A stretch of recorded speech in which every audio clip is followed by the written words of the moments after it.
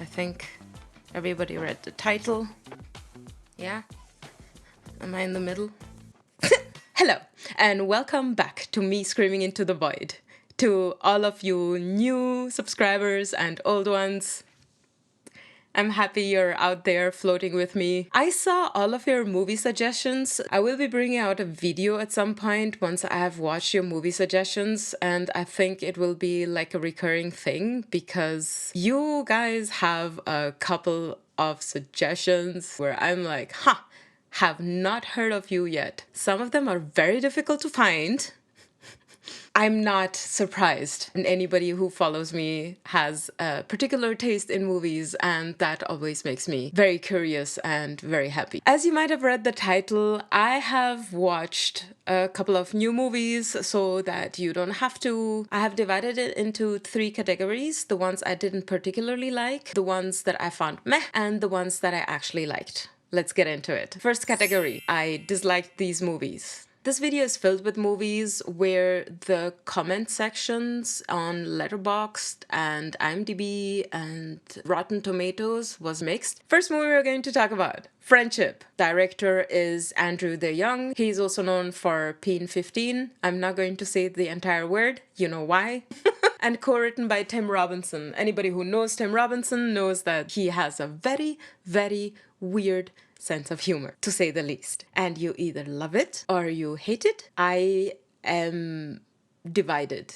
I like some of his content. Honestly, this movie I didn't like. It had a nice cast. Tim Robinson, Paul Rudd, Kate Mara, they're fun to watch. The movie is about an awkward suburban dad who becomes obsessed with his new neighbor. His desperate attempts to bond spiral into cringe-inducing psychological meltdown. You can expect a lot of discomfort and a whole lot of awkward tension. This movie was written in 2018 before Robinson became a household name with I Think You Should Leave, and it was pitched as a surreal suburban satire. What I did like was Tim Robinson's awkward energy. He has a pull that can be quite disconcerting, and this movie made me very, very uncomfortable.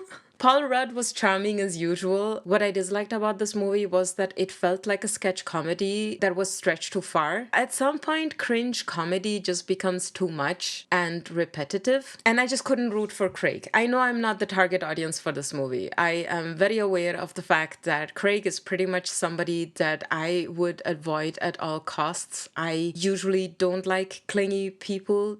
They freak me out. They have a certain energy that seems a little bit manic. It falls into A24's category of quirky but profound aesthetic. It just doesn't stick the landing for me. A24, I'm sorry. It feels like cringe comedy dressed as a satire, and unless you love everything that A24 has made lately, I think you can skip it. Next movie, Hell of a Summer. Directors are Finn Wolfhard and Billy Brick. The cast consists of Fred Hechinger? Finn Wolfhard and Abby Quinn. It's about counselors that arrive early at a camp and then somebody starts killing them off one by one. It is very Gen Z slasher comedy adjacent. The movie is inspired by the 80s teen slasher period. I liked Hechinger. He is great and as usual very likable, and I also liked the nostalgic vibes that the camp gave. What I disliked was the kills were off screen. I think that says it all. The kills were off screen and I was not happy about that. If you prefer your kills off screen, maybe this movie is for you. I also found the motivation behind the killings a bit meh. It was like, it's fine.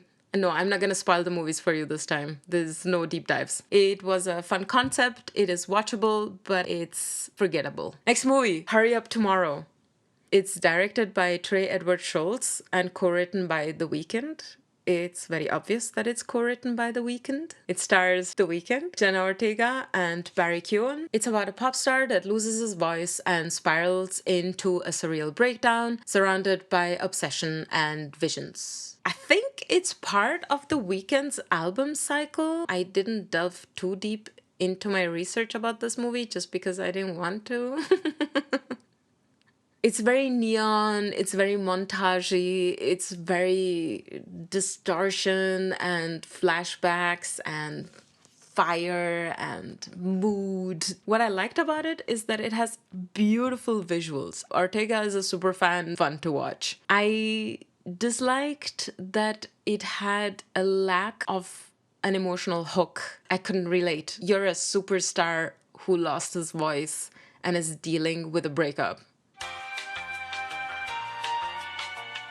It felt more like an expensive music video than an actual movie. And yes, maybe if I were a fan of The Weeknd, I might have enjoyed it more, but it felt very self-indulgent. Woe is me, and I am sad, and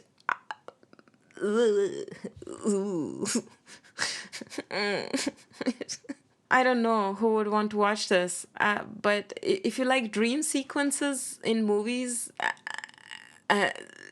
you will like this movie, I guess. Opus. Director Mark Anthony Green. It's his feature debut. He is a former GQ editor, and it shows.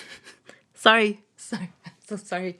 Oh my god, what's wrong with me today? I'm on the hate train at the moment. We'll get to the better ones, but right now I'm a bit on edge. This is another A24 movie, by the way. The cast is fantastic. I loved the cast. There is Ayo Edebiri, who is like, oh, John Malkovich, who is like Juliette Lewis, who I absolutely adore, and Amber Midthunder, who I just fell in love with in Legion. In case you haven't watched Legion, highly recommend. It is about a journalist played by Ayo Edebiri who is invited into this desert compound that is led by a 90s pop icon for a listening party that spirals into culty madness. I love the atmospheric horror that it brings to it. However, let's get first to what I liked about it. Ayo Edebiri, as usual, but one person cannot just always carry an entire movie unless it's character driven. This movie was not character driven unless you count John Malkovich's character as the driver. He was kind of all over the place. I loved him in this movie too. Don't get me wrong. It was just a lot of flash and very little behind the flash. I loved some of the kills. There is gonna be a little bit of killing in, I think, almost every movie that I talk about. What I disliked, the whole movie starts stumbling after the first half. You have the first half where everything is set up. John Malkovich's character is like enticing everyone. He wears costumes where I asked myself, who? What? Why? In the second half, it just flounders, and I find that sad. It's just another entry in A24's quirky cult canon of movies. Sorry. Listen, A24 started off so well. And right now, they're going in a direction where I'm like, okay, maybe they're trying out something. I will keep on watching their movies. It's not like I'm not, but what is happening? I don't know. It's beautiful to look at, it's well acted, but it left me wondering who the movie was actually made for. I somehow imagine these rich people watching this movie and laughing at their own antics. It might also be very self-aware, but somehow still doesn't ring true. I don't know. I have a hard time talking about movies I don't like, as you have noticed. And that's why I don't like talking about movies I didn't like. Next movie, Marshmallow. The director is Daniel Del Purgatorio. Wonderful name, by the way. He's known for a couple of short films. The cast consists of Hugh Lawrence, Kai Check, and Georgia Wiggum. The plot is very simple. It's a campfire horror story that comes to life at a summer camp where there is kids. There is a masked killer. The scenes that are set up are very retro, very foggy. I felt like I was in a fever dream. That's also what I liked about this movie. The vibe was perfect. The camera work was excellent. The child actors were so believable. Even the sound design was eerie. There was this whole atmospheric thing about this movie that immediately pulled you in, and I was very happy about that. However, the first twist was pretty predictable, also because they kind of gave it away, and the ending felt rushed. Had they given the ending a little more time and not concentrated on the first half of the shenanigans where there is the first twist, they might have been able to make a way more entertaining story, especially a story that fit more the vibe, like getting more into the lore of it instead of explaining it all to us. Marshmallow, gorgeous to look at, really beautiful vibes, could have been fleshed out a little more. Second category, the movies I found meh. I didn't hate it, but I will not rewatch it. First movie, I might rewatch this one though. I love that I will not rewatch it, and then I see the first movie and I'm like, oh, I might rewatch this one. Borderline. Director Jimmy Warden. He is the one who wrote Cocaine Bear. I enjoyed that movie, kind of. Everything was right and yet most of the things were wrong. I don't know. Anyway, I'm rambling. I was told I ramble, so I'll try not to ramble. The cast consists of Samara Weaving and Ray Nicholson, and it is about a pop star stalker who breaks in and is convinced that they are destined to be together. It's a 90s home invasion horror that meets deranged psychopath. I liked Samara Weaving as usual. I like her in most things. I think that she is one of those actresses that just, for me personally, entice me and enthrall me when they're on the big screen. I also enjoyed the fun suspense in the beginning. I was entertained by a lot of parts of the movie, like the sound booth scene. If you know, you know. The piano scene was nice. I liked the girl in the frilly dress that joins Nicholson. She's fun. And the kills were highly entertaining. What I disliked, I felt like it could have delved a bit deeper into the madness that is Paul Durson, who's played by Nicholson. And this is gonna make people mad. I do not like Nicholson. I don't know.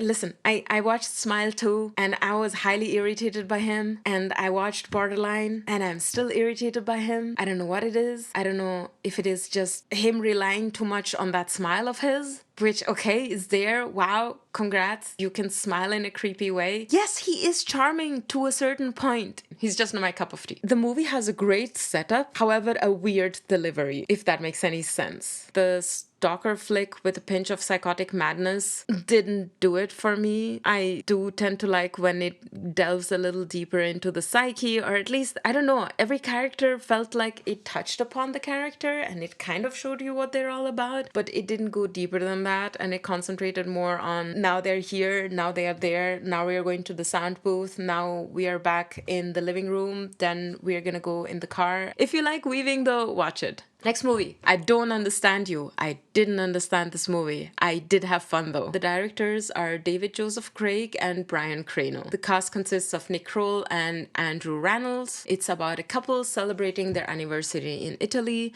and they become entangled in a web of murder, misunderstanding, and chaos. It was inspired by the director's adoption journey. Nick Kroll and Rannells had an excellent comedic chemistry. The premise was pretty unique and the kills were fun. I didn't like the character arcs. They were very confusing, especially Rannell's character had a very confusing arc. Are you being psychotic or are you having a baby brain? It veers from comedy to horror in a very strange way. When comedy writers tend to do horror, they lack the subtleness of overlapping the two. Correct me if I'm wrong, but I feel like when horror writers write comedy horror, they have a better understanding of the tonal shifts. The movie is funny and weird, but it kind of lacks a bit of clarity about what it's trying to be. Next movie, Drop. Director Christopher Landon, same guy who did Happy Death Day, Scout's Guide to the Zombie Apocalypse. We've talked about him before. I kind of like his movies. This was a tonal shift for him, and I was surprised in an okay way. The cast consists of Megan Fahey and Brandon Sklenner, and it's about a woman who goes on a first date and receives an airdrop telling her that if she doesn't kill, her entire family will die. It's a tense single location setup, which should be right up my alley. It wasn't, and we'll get to why. I did like Fahey in this movie. She was fantastic as usual, and I also liked the real-time tension that holds for a while. It piqued my interest until it didn't.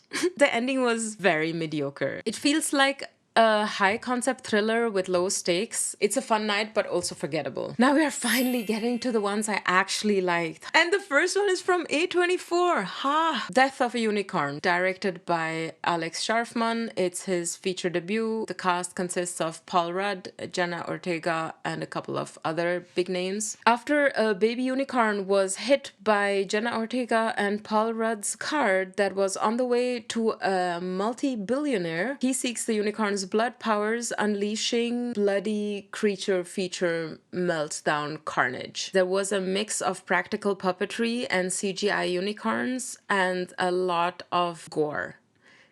And you know me, give me some gore plus some unicorns, you got me, okay? The movie got me because there is massive unicorns. I loved the satisfying gory deaths. I disliked the CGI. It tended to look kind of cheap in some parts. I find this movie to be very brutal, bizarre. It's a mashup of puppet gore and eat the rich satire. It's great if you like the oddball, quirky movies that A24 anyway pumps out. Freaky Tales, directed by Anna Boden and Ryan Fleck. The cast is a plethora of wonderful people, from Pedro Pascal to Ben Mendelsohn to Jay Ellis. It's 4 stories in 1987 Oakland. You have punks versus skinheads, rap duos, a debt collector's test, and NBA Kung Fu. You can expect a lot of stylized violence. I liked the VHS era aesthetic of the movie. I loved the strong performances from the actors. Jay Ellis, I mean, the ending, fantastic. There is nothing I really disliked about this movie. No dislikes, sorry. Next movie, Dangerous Animals. Director Sean Byrne, returning after a long hiatus from The Loved Ones and Devil's Candy. Cast consists of Jay Courtney, Cassie Harrison, and Joss Houston. The plot is about Zephyr, a surfer who is abducted by Tucker, who is the captain of a shark tour boat, who secretly is, spoiler alert, a serial killer filming snuffy stuff for himself. While drugged and trapped, Zephyr must escape before she becomes shark bait. I love this movie. It has minimal CGI and real shark footage. I was not okay. There were certain scenes that were very intense. I do like the VHS snuffy tape inserts that the movie uses, which give it a very gritty horror vibe. The blood and prosthetics are obviously practical and visceral, especially during the shark feeding scenes. There was a couple of times that my jaw dropped. I don't care what the critics say. This movie was a fun watch. Sean Byrne did it again. I'm a massive fan. I will stick to what I just said. And yeah, you should watch this movie. Jay Courtney plays such a good villain. He has the perfect balance between menacing villain and psychotic breakdown. They do not delve too deeply into why he's like this. On the other hand, do serial killers really need a background? Don't we know what they're all about? I loved Cassie Harrison. She was a very smart final girl. I believed every decision she took. I was on her side, and I was very happy about some really brutal decisions that she took to stay alive. What I disliked was that last CGI scene. Just effed with my immersion. Wow, that was the thing I saw.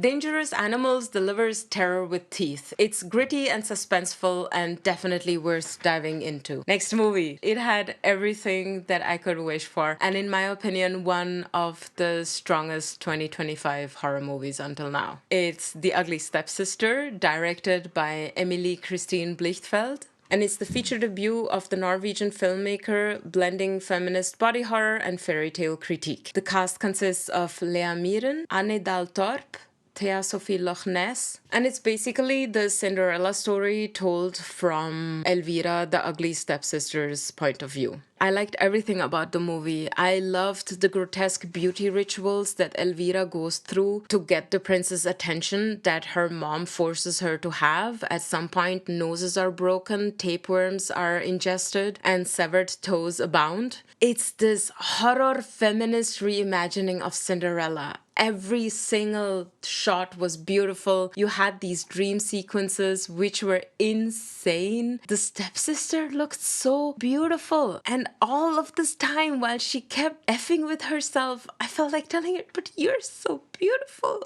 I don't get it. Why Why? It has everything I like in a movie. Brutal body horror, very heavy practical effects with prosthetics and grotesque fashion design by Mano Rasmussen. The designs were intended to physically reflect the societal violence against women's bodies. I loved Lea Miron's raw and beautiful performance. It was so painful to watch, and she was gorgeous at it. Beautifully crafted. The body horror wasn't just gross, it was thematically on point. Some viewers might dislike it because it's way too grim and literal, but for me, it was gorgeously grotesque, brutal, and fully committed to its theme. It is one of the most unique horror debuts in 2025. I look really forward to what the director has in store for us next. I have a tiny little bonus because I didn't know where to put this movie. I definitely liked it, but since it's usually not my vibe, I thought I would put it in the bonus round. It's Presence by Steven Soderbergh. The cast consists of Lucy Liu, Chris Sullivan, and Kalina Liang. It's about this ghost story told in reverse. Instead of having just the family that moves into a new home and experiences the ghost, it's the ghost experiencing this family moving into the home. We drift and watch and haunt at the same time as the ghost does. There is no jump scares. It's inspired by Soderbergh's own eerie experiences at home. I love the concept of a ghost story told in reverse.